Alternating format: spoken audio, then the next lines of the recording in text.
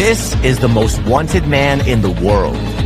He's been charged with espionage, hunted by the government since 2013, and now he's been given Russian citizenship by Putin himself. This is the US government's public enemy number one. Welcome to Explained. On June 6, 2013, a series of reports by The Guardian and The Washington Post rocked the world. Top secret documents detailing the NSA, aka the National Security Agency's activities, were leaked by an unidentified source. And Americans found out the US government was spying on them. 3 days later, this man came forward, Edward Snowden. A 29-year-old high school dropout whose computer abilities have landed him jobs with the CIA and with an NSA contractor. But in his short time with the NSA, he discovered it had dangerously overreached itself.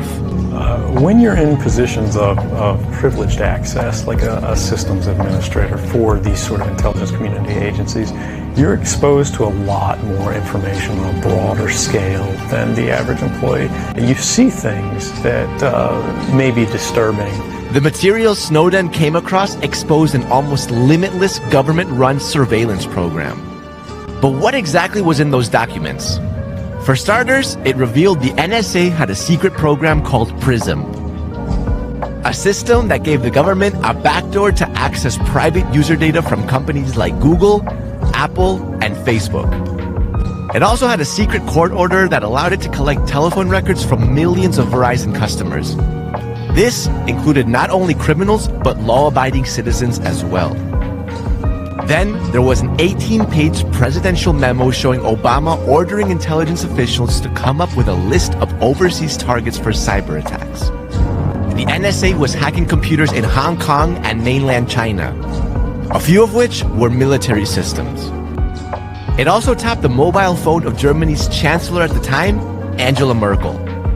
It even showed that Britain's Government Communications Headquarters, or GCHQ, was conducting mass surveillance of its citizens. Not to mention, both the NSA and the GCHQ had discussed methods of deception, the use of propaganda, mass messaging, and stories on social media to influence people the way they wanted. The list was endless. But how did he sneak out sensitive documents from a top-secret government facility? Believe it or not, all he used was thumb drives. But that doesn't mean it was easy. Snowden had to plan the leak and his escape carefully. He had three things working in his favor. Number one was his location. Snowden was contracted to the NSA by a company called Booz Allen Hamilton.